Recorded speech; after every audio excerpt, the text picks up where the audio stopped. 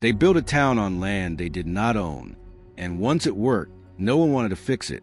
Across the American frontier, cities rose fast. Railroads arrived. Businesses followed. Property lines were drawn, erased, and redrawn again. In many cases, the paperwork came later, but in at least one documented case, the paperwork never came at all. This is the story of a frontier town that prospered on land that was never legally sold, and what happened once that fact became impossible to ignore. At first glance, the town looked like any other product of westward expansion.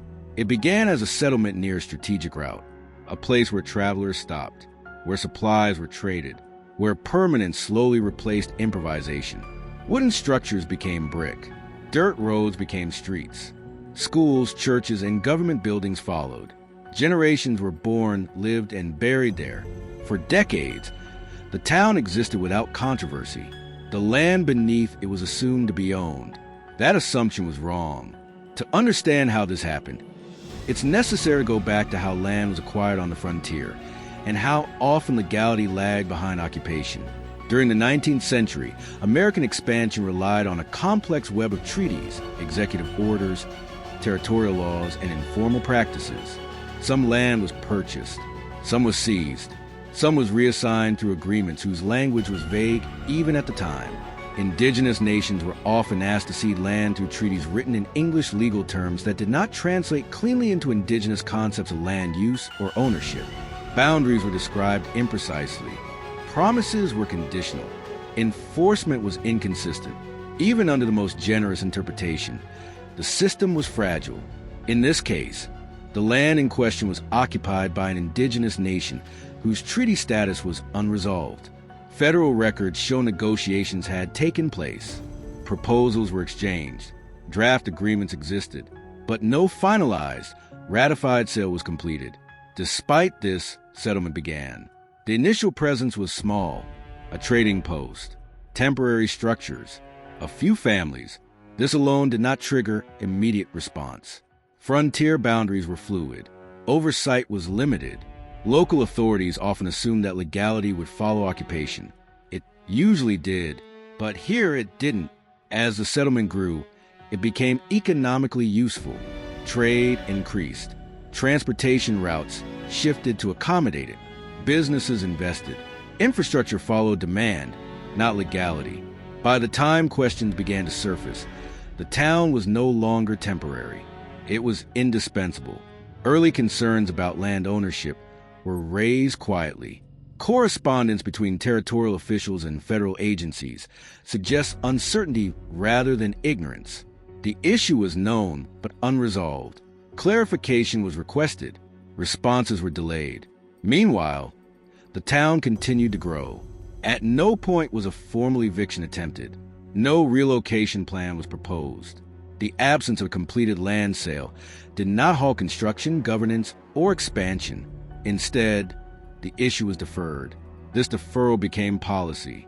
As decades passed, the original indigenous occupants were displaced, not through a single act, but through gradual exclusion. Access was restricted. Traditional use of the land was interrupted. Legal standing eroded as physical presence diminished. The town's existence created facts on the ground that were difficult to reverse. Courts tend to respect permanence. Governments avoid dismantling functioning systems. And by the time the legal status of the land was questioned seriously, the town was no longer a frontier outpost. It was a city. Property titles had been issued. Generations had invested in homes and businesses. Public institutions depended on the land. Reversing the original error would have required acknowledging that the entire foundation of the town was illegitimate. That acknowledgement did not come easily. Instead, investigations were limited in scope. Reports were written carefully. Language softened. Responsibility diffused. The lack of a legal sale was framed as a procedural oversight rather than a violation. Eventually, federal authorities acknowledged the discrepancy. The land, according to surviving documents, had never been lawfully ceded. This admission did not lead to restitution. No land was returned. No compensation agreement was enforced. No structural correction followed. The town remained. This outcome is often explained as a matter of practicality. Undoing the settlement, it is argued, would have caused more harm than benefit. Innocent residents would have been displaced, economic systems disrupted. That explanation sounds reasonable, but it raises an uncomfortable question. If legality becomes irrelevant once enough people benefit from a violation, then what does legality actually protect? The indigenous nation involved did not disappear. Its claims remained documented. Its representatives continued to petition. Legal arguments were presented. Historical records were cited. But each appeal ran into the same barrier. The town was already there. Over time, the story faded from public memory. The city's origin became a footnote. If it was mentioned at all, what remained was a present, orderly, functioning, and profitable. The original era was absorbed into normalcy. This is not a story about a secret conspiracy. It is about a system that rewards momentum. Once enough infrastructure exists, once enough people depend on it, once enough money flows through it, correcting the past becomes politically and economically inconvenient. And so the mistake hardens into precedent. The land was never sold. That fact was eventually acknowledged, and then it was ignored, because fixing it would have required admitting that prosperity had been built on something that never belonged to those who claimed it. And history, when faced with that kind of admission, often chooses silence instead. The accepted explanation survives because it replaces legality with inevitability. Once the town existed, the argument shifted. The question stopped being whether the land had been legally sold and became whether undoing the mistake was still practical. From that point on, the discussion was no longer about law. It was about inconvenience. This is where the official narrative begins to break down. The first failure is legal, not moral. Federal records confirm that no ratified treaty, purchase, or lawful transfer ever completed the cession of the land. Negotiations existed, drafts circulated, promises were discussed, but under U.S. law, none of those steps constituted ownership. Occupation without transfer is not ambiguity. It is trespass. The historical defense often argues that frontier conditions were chaotic, that paperwork lagged behind reality, and that misunderstandings were common. That argument only works when the process eventually concludes. Here it didn't. Years passed, then decades, and still no sale. The second failure is intent. This was not a case of ignorance. Correspondence between territorial officials, federal agencies, and local authorities shows awareness. The issue appears repeatedly in internal communication. Language is cautious. Responsibility is deferred. Clarification is requested and avoided. This is not confusion. It is delay. Delays served a purpose. Each year the town expanded. Reversal became less likely. Each building constructed increased the cost of correction. Each family settled deep in the political resistance to change. Time was weaponized. The third failure is administrative behavior. When legal uncertainties threaten functioning systems, governments typically freeze development until resolution. Here, the opposite occurred. Infrastructure expanded. Property titles were issued. Taxes were collected. Public institutions were built, all on land that had no lawful transfer. This was not neglect. It was endorsement through action. Once the government began issuing titles, it created a secondary layer of legitimacy that insulated the original violation. Future residents did not need to know the land's history. They trusted the paperwork they were given. That trust became the shield. The fourth failure is selective enforcement. When indigenous representatives raised objections, they were met with procedural obstacles. Claims were redirected. Jurisdiction was questioned. Cases were delayed. The burden of proof was shifted repeatedly. Meanwhile, the town operated without interruption. The imbalance is impossible to ignore. One side was required to prove its rights continuously. The other was allowed to assume ownership indefinitely. This is not neutrality. It is asymmetry. The fifth failure is language. When the discrepancy was finally acknowledged in official reports, the wording was carefully chosen. The land was described as unceded, but the occupation was framed as historic settlement. The absence of a sale became a procedural gap. No violation was named. No remedy was proposed. Language did the work that law refused to do.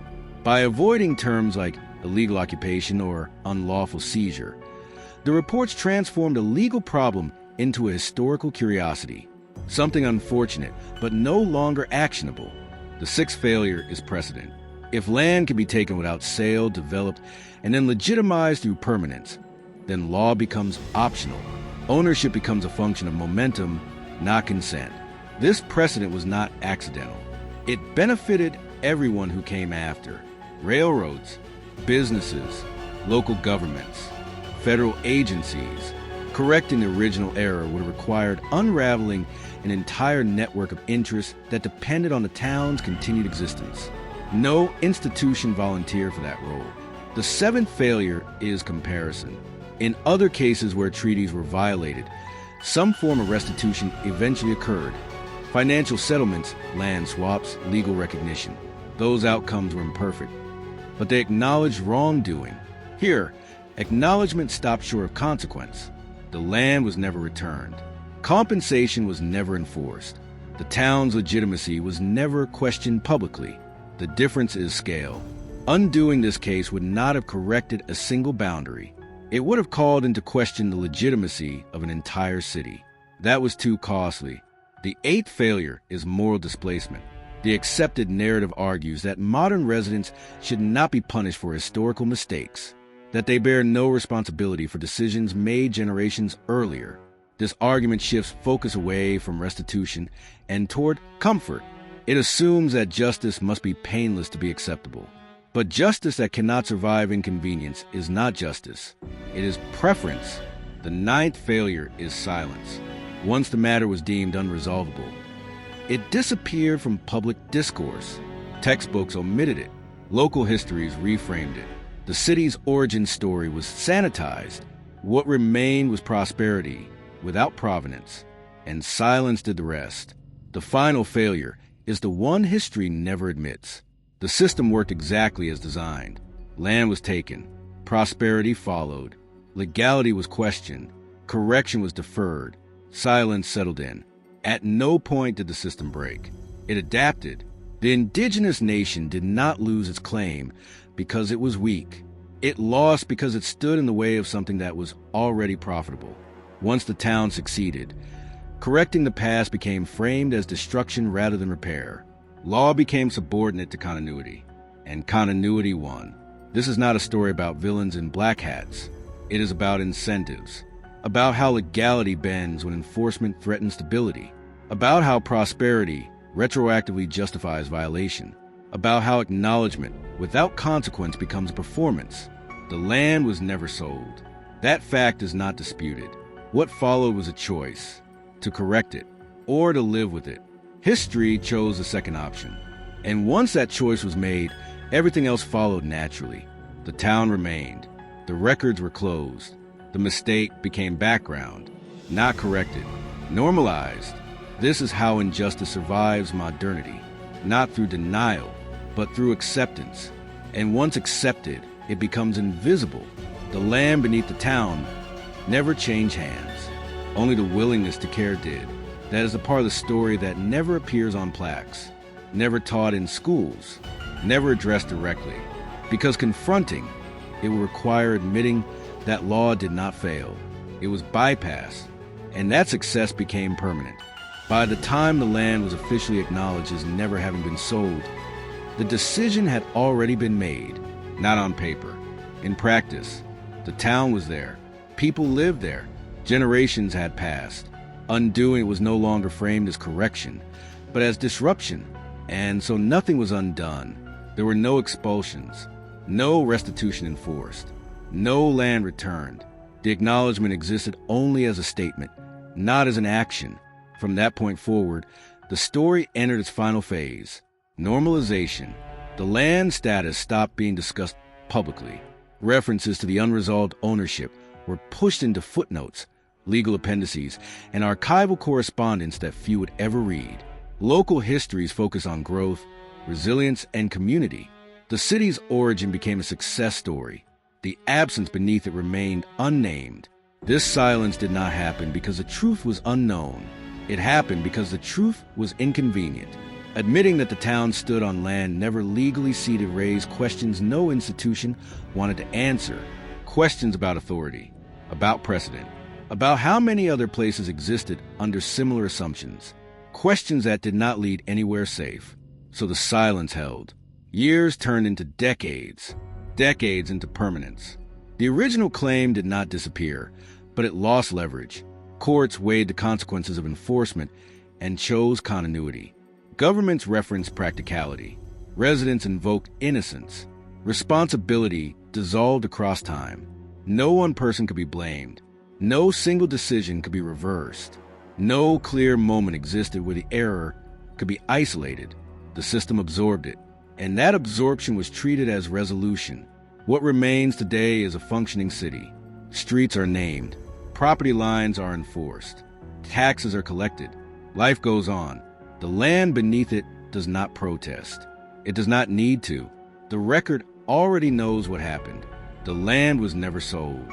That fact was acknowledged, and then it was allowed to fade, not because it was disproven, but because it was survived. History often presents itself as a series of corrections. This was not one of them. This was a decision to live with an error rather than confront it. And once that choice was made, everything that followed was inevitable. The town remained. The claim remained unresolved. The silence remained intact. No plaque marks the boundary. No sign explains the absence. No public reckoning closes the gap. Just a place that works, built on something that never belonged to those who built it. And the longer it stands, the harder it becomes to imagine it any other way. If this investigation made you pause, consider leaving a like and subscribing. It helps keep these stories examined, instead of quietly absorbed.